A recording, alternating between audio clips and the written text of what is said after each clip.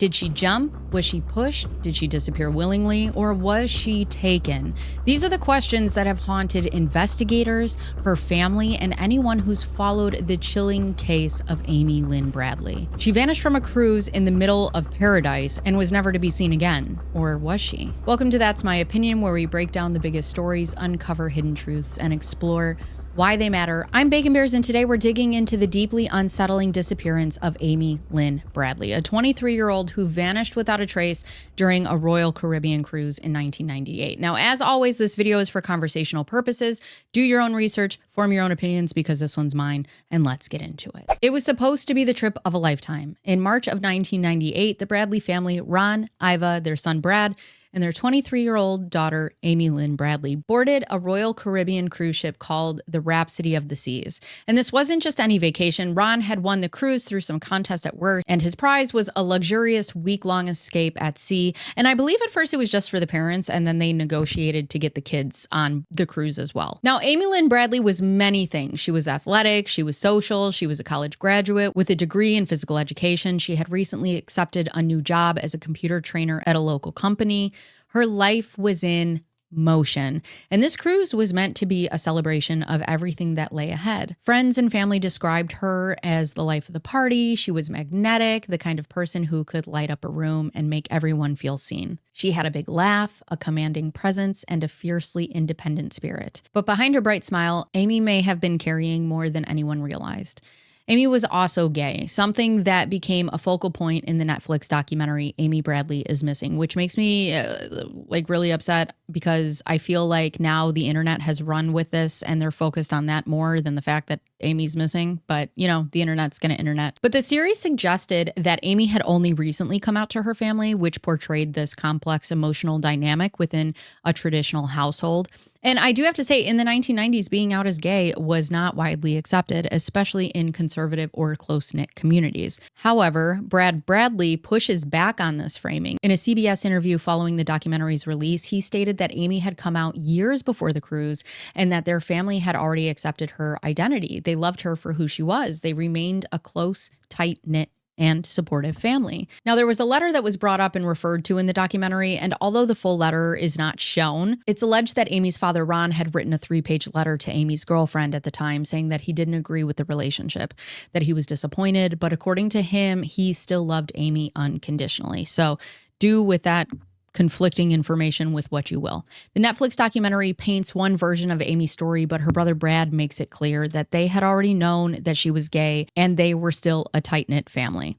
And to me, it seems obvious that the Bradleys love their daughter and Brad loves his sister. They miss her very much and they have spent the rest of their lives searching for her. I don't think it's really fair for us to sit on the outside and speculate about their private family dynamics.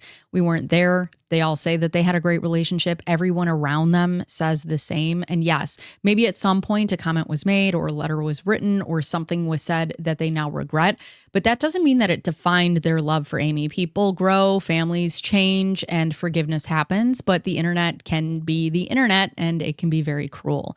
I've seen the way that people rip this family apart online. Some people even claiming that her parents may have pushed her off the boat because she was gay. And I think that these people have suffered enough by losing one of their loved ones. And for people to get online and speculate about how they hated their daughter and continue to hate their daughter just because she's gay it's go touch grass. Go outside. Now, with that being said, the family goes on their vacation. The ship itself was massive, over 900 feet long, with 11 passenger decks and room for more than 2,000 guests and 900 crew members. It was a floating city. But unlike any city, once you're in open waters, you're surrounded by nothing. And rules don't always work the way that you would expect. As we'll discuss later, cruise ships are subject to maritime laws, not U.S. law, and that has serious implications for crime, investigation, and justice. But before anything went wrong, things seemed perfect. The Bradleys attended a formal dinner. Amy has her photo taken by the ship's photographer. After dinner, they make their way up to the pool deck where a massive deck party is. It's packed. Music, dancing, drinking, limbo contests. Sometime after midnight, Ron and Iva decide to go to bed while Amy and her brother Brad stay up. Brad leaves the club to go cool off on the upper deck, and then he finally also returns to the cabin around 3:35. Just 5 minutes later, at 3:40 a.m., Amy came back to the room.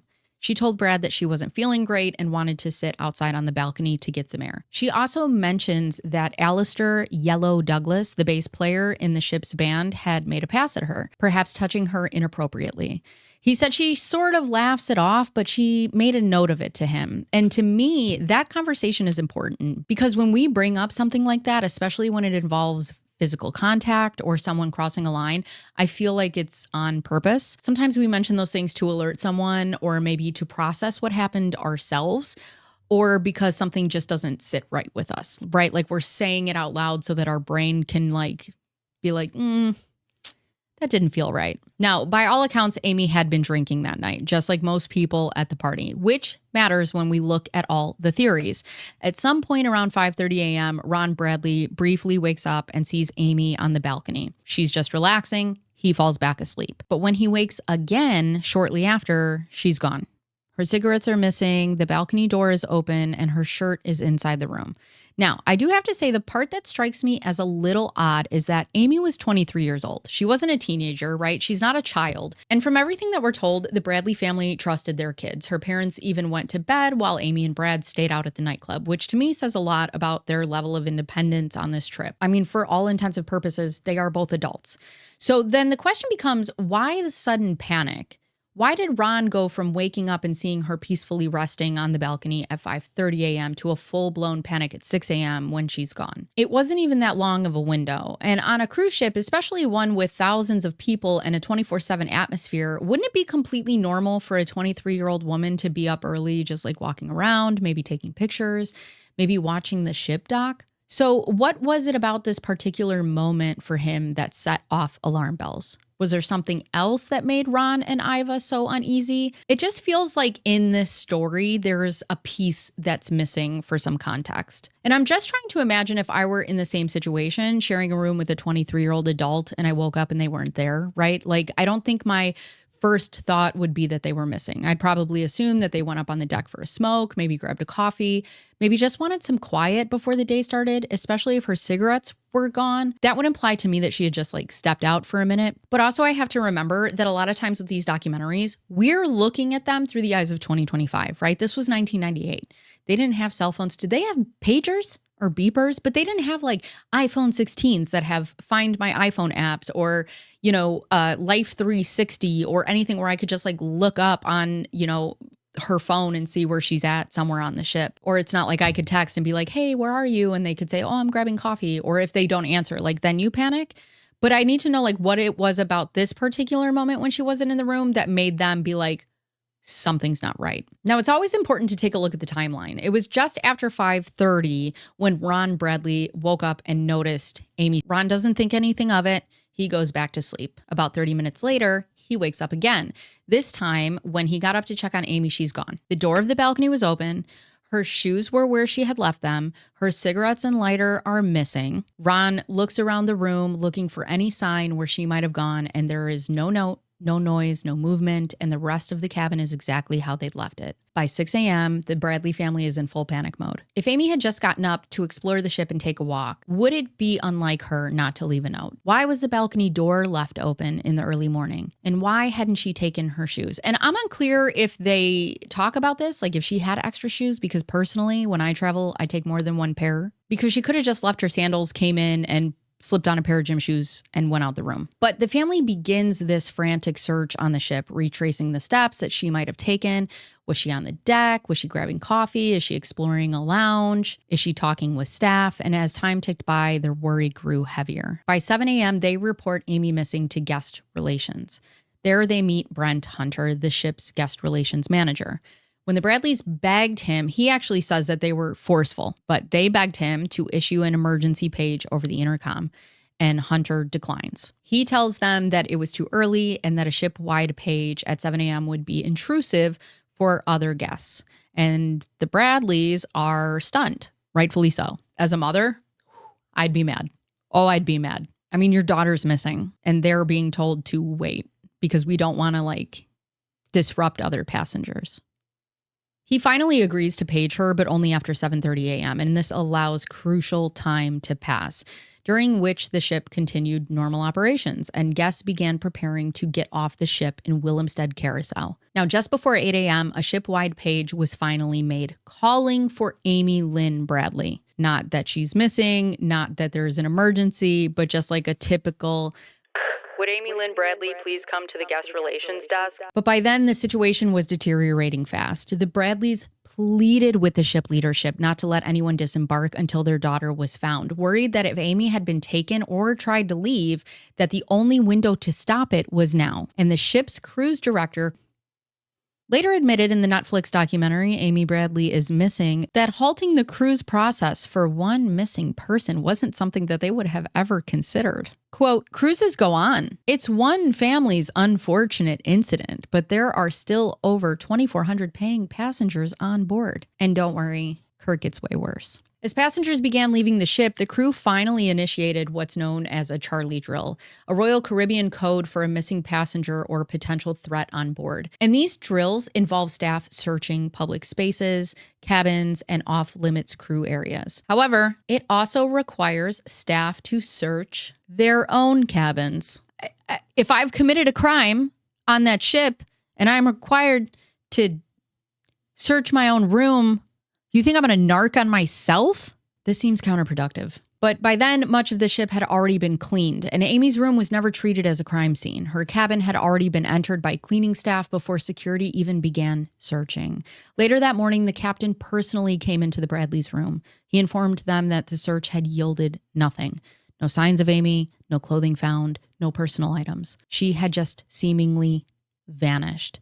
And at this point, the FBI was contacted and arrangements were made to involve local carousel authorities. But the critical window, the time in which evidence might have been preserved, witnesses detained, or surveillance reviewed, had already begun slipping away. In just a few hours, Amy Lynn Bradley had gone from relaxing on a balcony to disappearing without a trace. And the ship carried on like nothing happened. Life goes on, as Kirk would say. Now, in the 2025 documentary, Today, okay? Royal Caribbean's former cruise operations director, Kirk, speaks openly about this moment. He explains that despite the circumstances, they had a full ship of paying customers, a tight schedule, and international ports to hit. He also referred to Amy's disappearance as one family's unfortunate incident and defended his decision to let thousands of passengers disembark as scheduled, stating in essence that they weren't going to shut everything down for one person. This is what this man has said as of this year. He still does not care. I do not like this man. Also, because of his cold and callous words towards Amy and her family, people on the internet seem to think that he has something to do with the disappearance. Now, if he felt any sort of remorse, I don't even know why I'm doing this to myself. But you would think that he would say like, hey, I worked for them. It was 20 years ago. I thought I was doing the right thing for my job. I'm looking at it now through fresh eyes as a person, a regular person. I regret my decisions. But no, he gets in the documentary and he's like, you guys want a grapevine? Because the cruise did, in fact, go on. Ron, Iva, and Brad would get off the ship and stay in Curacao to see what they could find. And by the time the FBI stepped foot onto the Rhapsody of the Seas on March 25th of 1998, the situation had already spiraled out of control. Amy Lynn Bradley had been missing for several hours. The cruise ship docks in Curacao, thousands of passengers off the ship, and perhaps most critically, the ship, the very scene of her last known whereabouts, had not been treated as a crime scene. And the Bradleys are devastated. Their daughter vanishes. It seems like no one cares. When the FBI arrived, they quickly realized that they were walking into a compromised situation. Amy's cabin had already been cleaned. Her personal belongings had been rearranged. Crew members had continued their daily routines, and the cruise line had not locked down any areas because why would they? In short, any potential evidence had either been tampered with, moved, or erased completely. Security footage was limited. The ship's surveillance system was outdated. And also we have to remember, again, we're looking through this like through the lens of 2025. This was 1998, okay? We didn't have all the cameras and like CCTV footage that we have now. And I think we take that for granted when we watch something, when we watch a documentary about something that happened 20 years ago. And their ship's security cameras were outdated for 1998. Now, adding to the frustration, the key card logs, which tracked entries into cabins, were flawed by design. They could confirm when someone entered a room, but not when they left. And that meant investigators couldn't determine if or when Amy had exited her cabin after her father last saw her sitting on the balcony. Now, the Bradleys would later say that the FBI agents themselves seemed alarmed by how little Royal Caribbean had done to preserve the scene, making matters worse. The cruise line's legal team was present in the room during the FBI interviews with the Bradley family. I find this to be wildly inappropriate. Royal Caribbean was a potential liable party in a disappearance that occurred on their ship, and yet they were allowed to be present during federal questioning of the victim's family. Now, while there's no law explicitly forbidding this under international maritime procedures, this situation almost certainly would not be allowed in a traditional on-land criminal investigation in the U.S. because it would be considered a conflict of interest. You see, when you board a cruise ship, you're stepping onto an entirely different legal world, which I had no idea. So it's good to get this information out there. But this is one that most passengers have no idea that they're entering.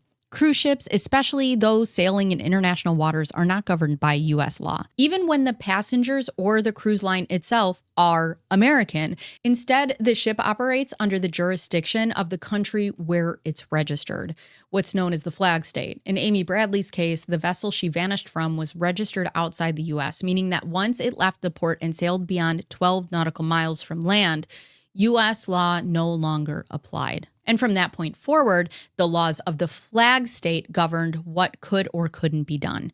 This jurisdictional loophole drastically limits what U.S. authorities like the FBI can do in real time. Unless they had consent from the flag state or the ship was docked in a cooperating country, the FBI couldn't detain anyone. They couldn't search cabins or even demand access to ship security footage. Their power to investigate was primarily observational and interview-based, and after they arrived, the ship had already docked and passengers had begun leaving, which are just potential witnesses walking off the dock. Now, it's important to understand that cruise ship security officers are not police officers. They are private employees trained to maintain order and uphold corporate policy, not conduct criminal investigations. Their duty is ultimately to the cruise line, not to law enforcement or individual passengers. So while they may assist in an emergency, they have no legal authority to arrest, search, or investigate criminally. So when we talk about the disappearance of Amy Lynn Bradley, we're not just talking about a young woman who vanished without a trace. We're talking about a system that failed her entirely. From jurisdictional loopholes to corporate priorities, the way her case was handled, especially in those crucial early hours, exposes major flaws in how cruise ship investigations work.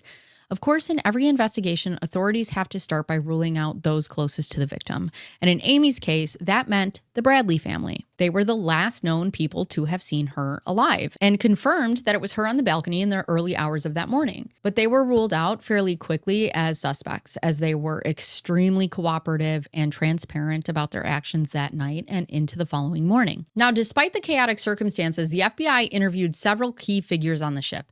They questioned Wayne, the quiet solo traveler staying next to Amy's room, who would later be described by Amy's mother as strange. They also interviewed Alister Yellow Douglas, the bass player in the ship's band who had been dancing closely with Amy on the pool deck the night before. In the early morning hours, a witness would later recall seeing Amy and Yellow together in the elevator, followed shortly by Yellow briskly walking alone, ignoring the very same people he had been engaging with hours earlier. The FBI administered polygraph tests to some of the people they spoke with, including Yellow, but the results were inconclusive. Now let's talk a little bit more about Yellow, aka Alister Douglas, or a man who now goes by a new name. And just a little side note, if you were wondering, Kirk thinks Alister's great. They're just best buds. Alister Douglas, better known by his nickname Yellow, was the bass player in the cruise ship's house band Blue Orchid on the Royal Caribbean's Rhapsody of the Seas when Amy Lynn Bradley vanished in March of 1998. He quickly became a central figure in the investigation, not only because of his proximity to Amy that final night, but because of numerous inconsistencies and red flags surrounding his behavior before and after she disappeared. Douglas was seen dancing closely with Amy during the ship's pool deck party the night before she vanished. vanished. Later, a witness named Lori, along with her friend, reported seeing Amy and Yellow together in an elevator between 5 and 6 a.m., long after most passengers had gone to bed, and in the time Ron would have gone back to sleep. Just 10 to 15 minutes later, they claim that they saw Yellow walking briskly past them alone, looking agitated and ignoring them completely. And what struck them as odd was earlier that night, Yellow had been trying to talk to them, very social, very engaged, and now he wouldn't even acknowledge their presence. Alister told the investigators that he left the ship's club around 1 a.m. and went straight to his room. He was given a polygraph test during the investigation, but the results were inconclusive. To this day, he maintains that he had nothing to do with Amy's disappearance, and he's never been charged with any crime related to the case. However, his own daughter, Amika Douglas, publicly comes forward in the Netflix documentary, revealing shocking details about what happened when her father returned home from that particular cruise. She said everything changed. He was different. Amika recalled that he brought home a bag full of photographs, photos of white women, and she confronted her father directly and asked him about Amy. Now, what's interesting is Amy got her picture taken the night of the formal dinner. And when the family went to go pick it up, that particular picture was missing. Amy's picture was missing. And then this guy just has a bag of photos of white women. In the documentary, she confronts her father directly and asks him about Amy. His response is cold, vague, defensive, and he tells her, "I didn't do anything wrong." And he refuses to give her any further details. And Alister was quick to hang up on her when she pressed him on the subject. And she says he still refuses to talk about it to this day, which, if we're playing devil's advocate, okay, and if you truly weren't a part of something and people are accusing you of something day in and day out, including your own family members, I can see how frustrating that this could be. Now, according to Amika and online accounts from people in their community, Alister has since become deeply involved in a Christian church where he allegedly performs exorcisms. While this may seem unrelated, his behavior has only added fuel to the speculation around his role in Amy's disappearance. Because why the change of name and then finding yourself involved heavily inside of a church? A lot of people online suggest that this is related to some sort of guilt. As of 2025, Douglas has stayed out of the spotlight despite renewed media attention. The internet, however, has not been so forgiving. In the wake of the Netflix documentary, viewers have taken to social media to question Alister's actions, his timeline, and the possibility that he knows more than he's let on. Many have speculated that his connection to Amy may go far deeper than a brief dance or casual acquaintance. And despite being under intense scrutiny, Douglas has never faced any formal charges, but he remains one of the last known people to have seen Amy alive. So you'll have to let me know your thoughts on him in the comments down below.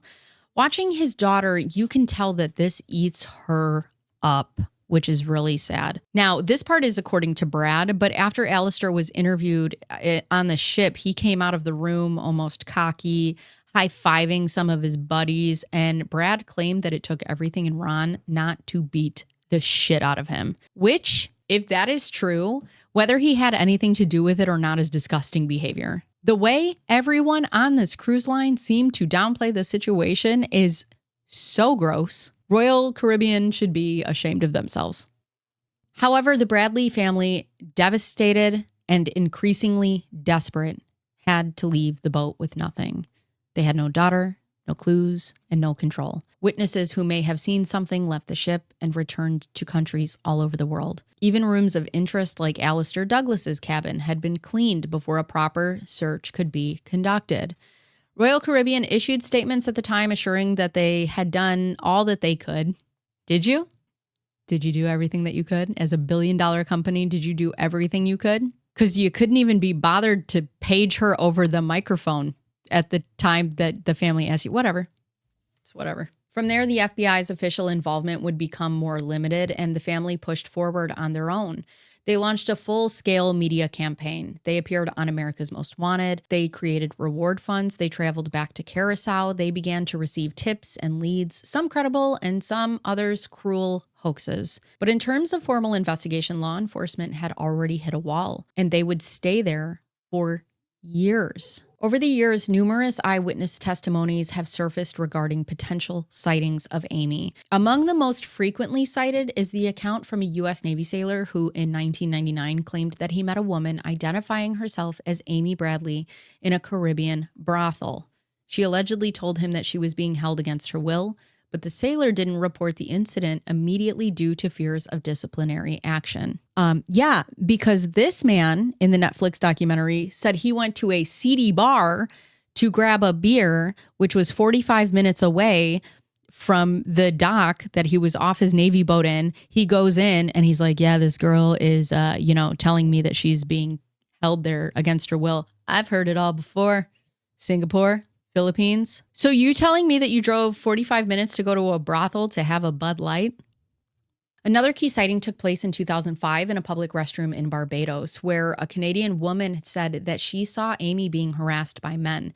Amy allegedly introduced herself by name and appeared distressed before being escorted out by force. Additionally, a taxi driver in Curacao told Amy's parents that he had seen Amy frantically asking for help and identified her by her distinctive green eyes. Then there's the infamous adult website photo that appears to show a woman resembling Amy, analyzed by independent forensic experts who said it could very likely be her. But there are also smaller unverified claims, such as a man who was scuba diving, seeing Amy and Alister Douglas on a beach, but unfortunately none of which have been conclusively proven. The FBI followed up on all the verified sightings. The bathroom and the brothel reports were treated seriously but yielded no physical proof.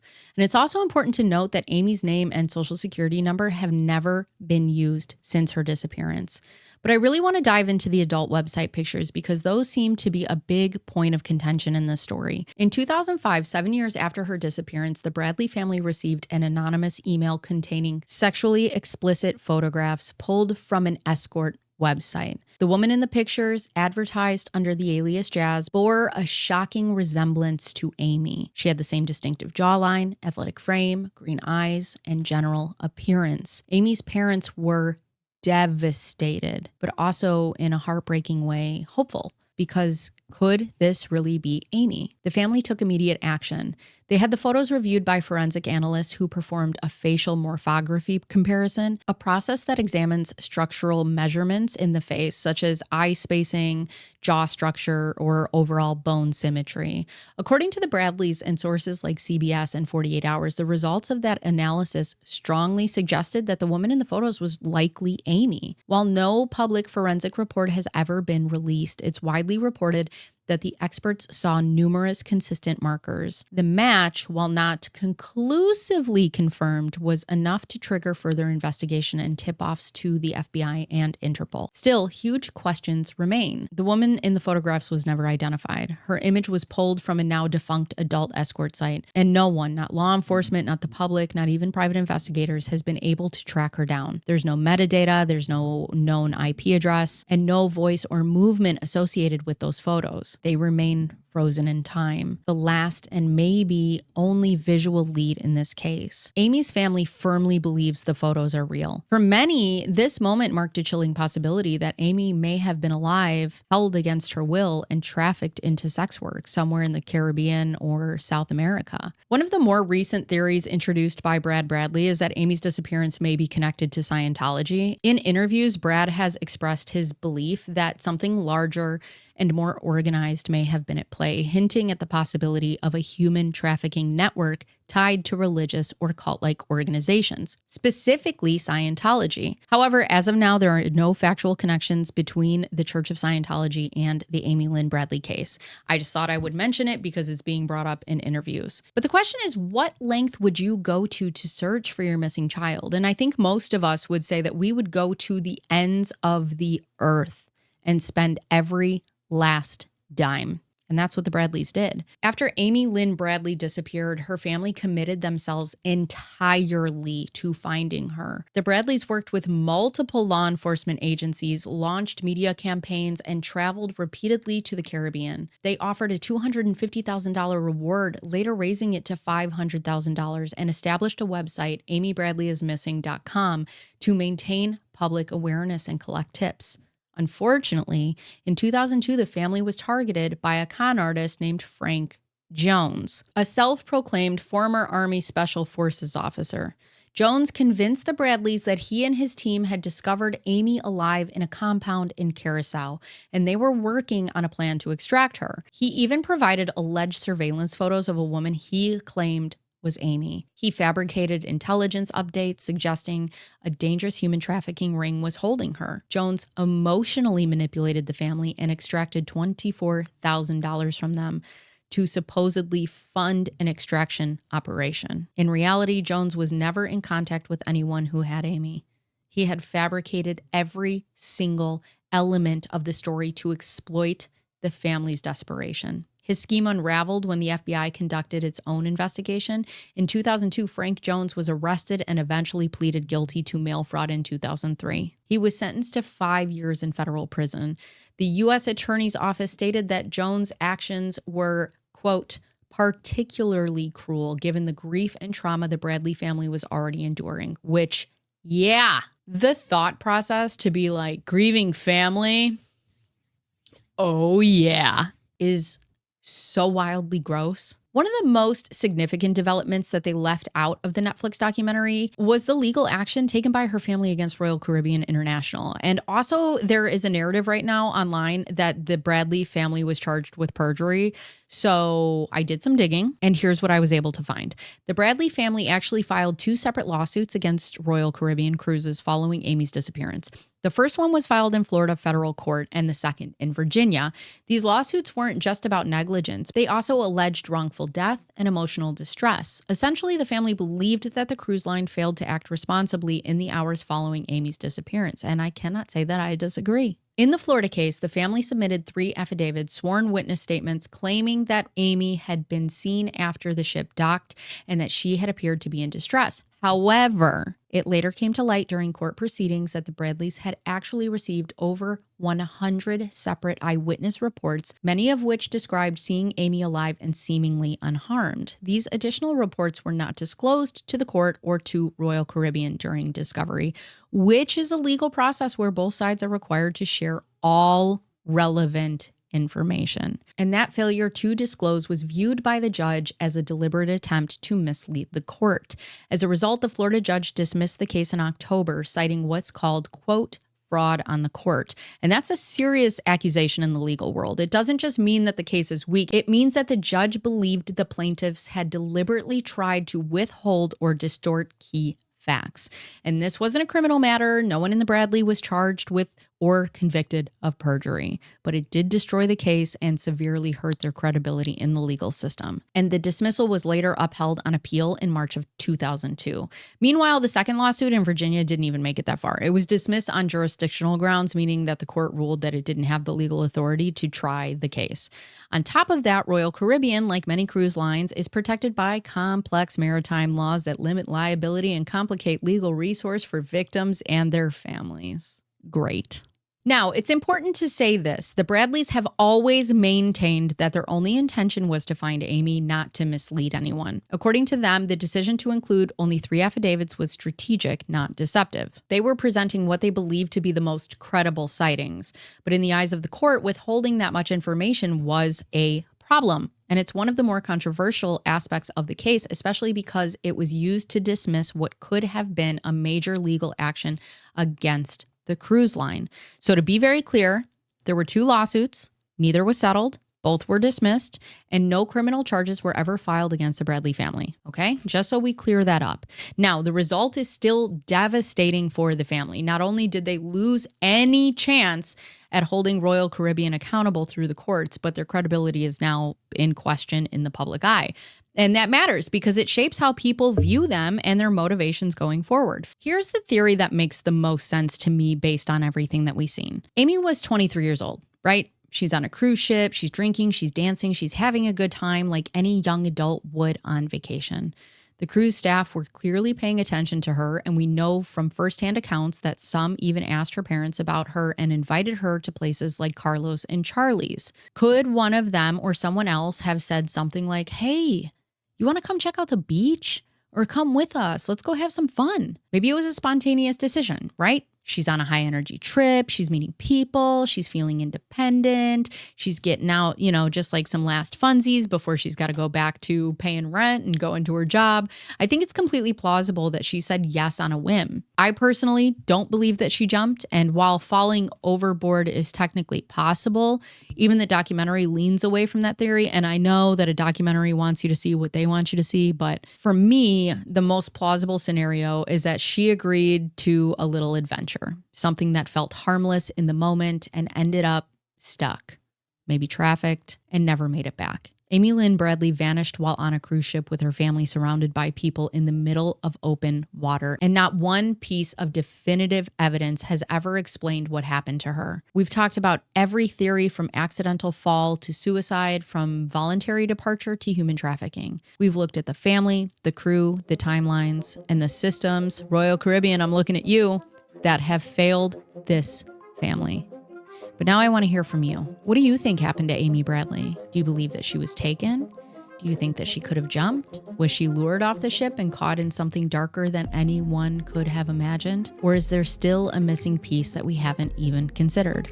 Let me know your thoughts in the comments down below. And as always, please keep it respectful. This is a real person, a real family, and a real tragedy. If you've made it this far, thank you for taking the time to listen, think, and question with me. Don't forget to subscribe and watch some of our other videos. I'm Bacon Bears, and that's my opinion.